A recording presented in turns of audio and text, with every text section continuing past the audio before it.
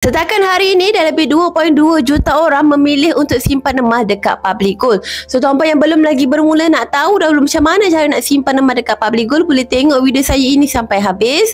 Like dan save juga untuk rujukan pada masa akan datang. Tuan-puan yang nak simpan emas dekat Public Gold ni sangat mudah. Semua secara online. Tuan-puan boleh pilih dealer yang tuan-puan sukai supaya boleh bimbing tuan-puan sepanjang hayat tuan-puan.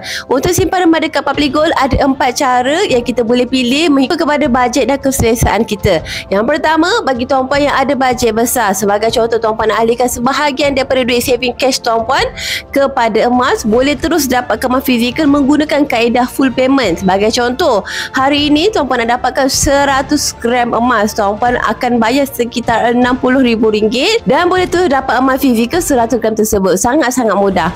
Yang kedua, kalau tuan-puan tak ada bajet sebanyak itu, tapi tuan-puan ada target simpan emas fizikal tuan-puan, sebagai contoh, tuan-puan nak dapatkan emas 100 gram tersebut dan nak buat bayaran secara angsuran, boleh dapatkan emas secara easy payment purchase ataupun EPP. Boleh pilih nak bayar angsuran selama 6 bulan ataupun 10 bulan. Sekiranya pilih 10 bulan, hanya perlu bayar sekitar RM6,000 sahaja setiap bulan.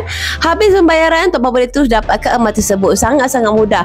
Kaedah ini sangat sesuai bagi tuan-puan yang ada target simpanan emas fizikal dan tuan-puan boleh bayar secara bulanan. Dan kelebihan dia, walaupun harga emas meningkat, tuan-puan punya simpanan EPP tersebut tak terjejas dengan kenaikan harga emas tersebut.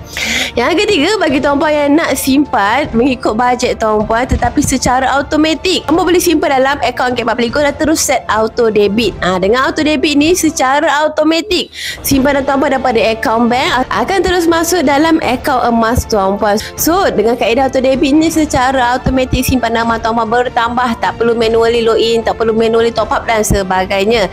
Dan bagi tuan-puan yang set auto debit RM200, tuan-puan layak untuk menang hadiah 10 gram emas daripada kempen auto debit Public Gold sendiri. So, tuan-puan yang nak simpanan tuan-puan bertambah secara automatik, boleh terus set auto debit dalam akaun Gap tuan-puan.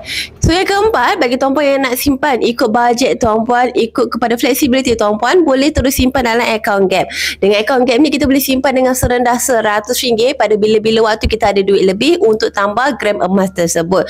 So, yang nak mula simpan emas hari ni, boleh terus daftar akaun emas. Terus saja klik link dekat profil saya untuk daftar akaun emas secara percuma dan boleh terus mula simpan emas hari ni dengan serendah RM100 sahaja. Atau tuan-puan ada persoalan nak tanya lebih lanjut, boleh kontak saya dekat nombor ini untuk saya bantu tuan-puan daftar akaun dengan lagi mudah. Akhir kata, macam biasalah, senangnya nak simpan emas.